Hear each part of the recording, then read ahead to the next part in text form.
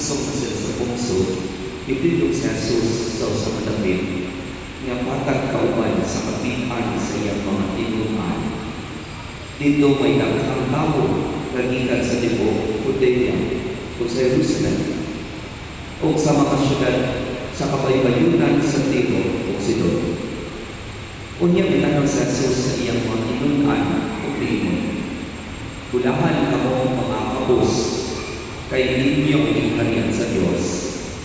Bulahan kamo mga gigutom karon, kay kamo pagapostol. Bulahan kamo nga karon ng hilak, kay kamo malipay rauna.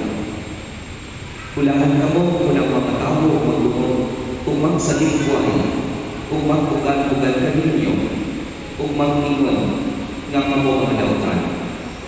Tungod sana sa tao, paglipay kamo, kung may dako, o pagsangyaw sa kasakyan, kay dako ang ganti na gitigana alam na ninyo dito sa langit.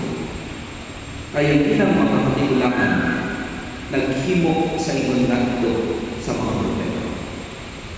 Apan alahot kamo ng mga dakot karon, kay napahibuslan na ninyo ang kinabuhi na halakan.